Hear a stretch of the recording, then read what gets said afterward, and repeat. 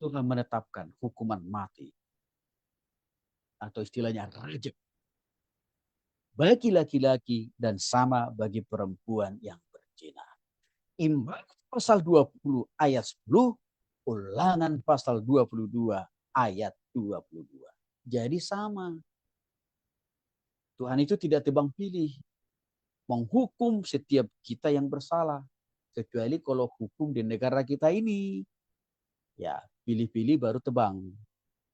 Gitu ya. Ya namanya juga negara-negaraan. Yang kedua, masuk neraka. 1 Korintus 6 ayat 9 sampai 10. Para penjina diingatkan. Mereka tidak mendapat bagian dalam kerajaan Allah. Maka tidak ada para penjina masuk surga, Bapak. Baik jina rohani, baik jina fisik, baik jina hati. Enggak ada yang masuk surga. Kecuali kalau mereka bertobat. Tempat yang terbaik, terindah, terpanas buat mereka tidak lain, tidak bukan adalah muka yang kekal, neraka yang total. Maka ini kita perlu jaga diri dan totalitas hidup. Yang ketiga, kematian rohani. Itu pasti dialami oleh mereka para penjina rohani, jasmani, dan juga penjina di hati.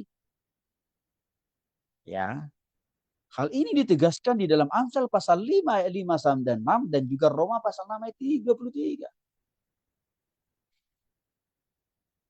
Nah, orang yang selalu ingin berzina di hati, pikiran, perasaan, tindakan, dan perbuatan baik kepada Tuhan dan juga baik kepada sesama.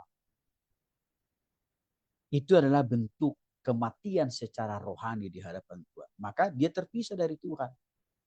Tapi kalau dia bertobat kepada Tuhan, sudah barang tentu, ya Tuhan akan pulihkan dia kembali.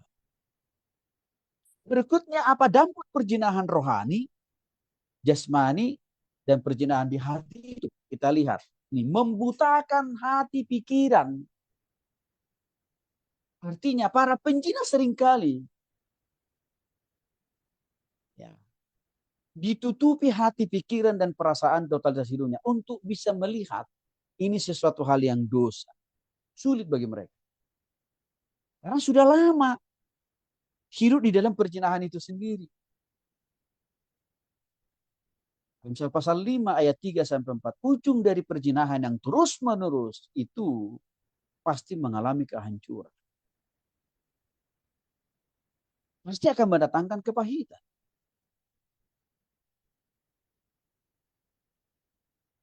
Saya menemukan Bapak Ibu beberapa keluarga karena suaminya berzina. Selama sekian puluh tahun. Bahkan perzinahan itu menyebabkan usahanya bangkrut. Rumahnya hilang, terjual. Hanya untuk biaya perzinahannya kan gitu.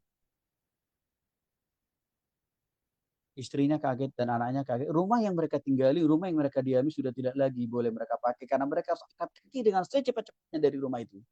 Karena rumah itu sudah menjadi milik orang lain. Istrinya mengalami kepahitan.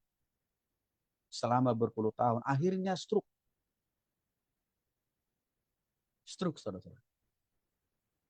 Anak-anaknya kecewa total. Jadi mereka anggap bapaknya selama ini baik-baik saja. Tapi rupanya lebih banyak ketidakbaikan. Itu kami lihat. Jadi bersyukur sebelum Tuhan panggil ibu ini, Tuhan masih kasih kesempatan kepada beliau. Kami layani, kami bimbing, kami injili. Akhirnya dia mengampuni suaminya. 2 atau 3 minggu kemudian akhirnya beliau dipanggil Tuhan. Dalam keadaan sudah lepas dari kepahitan.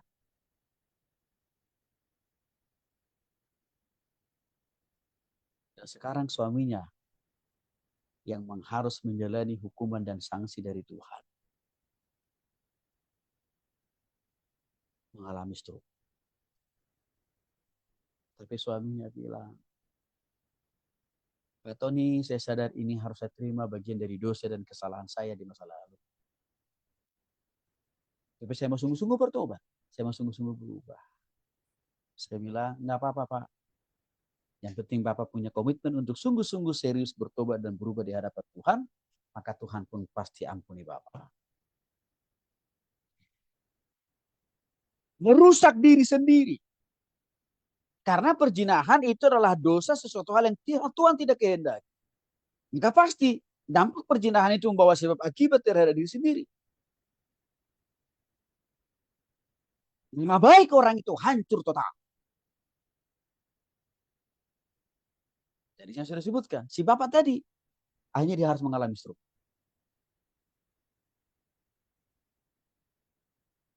Saudara, saya kira nggak perlu kita mengalami hal yang sama ya. Cukuplah contoh-contoh yang sudah Tuhan jelaskan dalam Alkitab menjadi proyek percontohan buat kita supaya kita tidak menjauhkan diri, menghindari dari segala bentuk perzinahan. 1 Korintus 6 ayat 18 menegaskan hal. Yang berikutnya menimbulkan aib dan rasa malu yang tidak akan pernah hilang. Dan putus-putusnya. Karena orang akan selalu mencap kita. Rumah tangga kita. Nama kita. Keluarga penjina.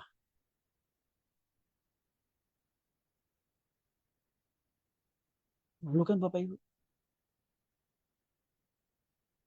Misal pasal 6 ayat 32 sampai 33 menegaskan hal itu. Kehormatan itu jauh lebih mahal, jauh lebih berharga daripada hepeng. Lalu seringkali kita merentutkan kehormatan harga diri kita sendiri. Karena tindakan perzinahan aja.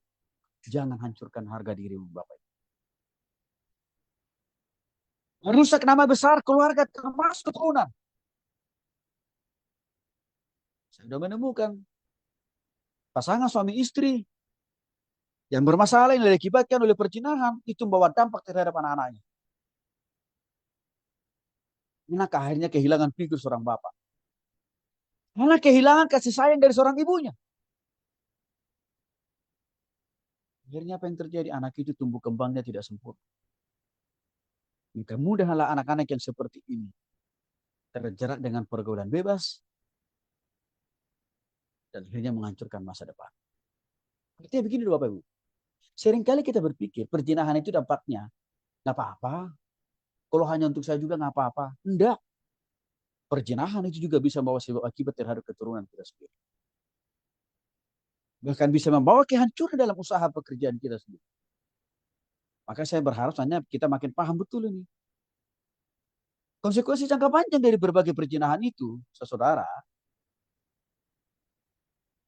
kalau kita ambil contoh kasus misalkan perzinahan dilakukan oleh Daud dengan Bathsheba.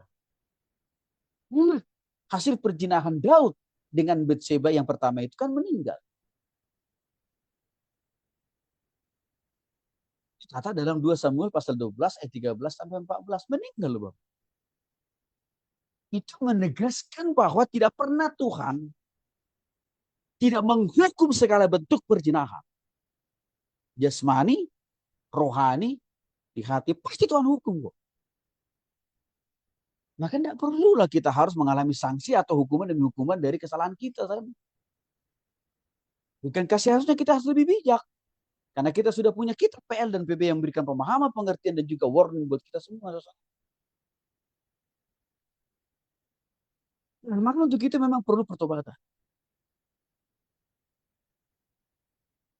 Perlu kelahiran baru. Ya. 1 Korintus 6 ayat 9 sampai 11. Seberapa kali pun, seberapa sering kali pun orang berzina. Baik perzinahan secara seksual, perzinahan secara rohani, perzinahan di dalam hati. Belas kasihan Tuhan, pengampunan Tuhan masih cukup untuk kita. Tapi Tuhan tuntut minta pertobatan total. Jangan pertobatan musiman. Harus total.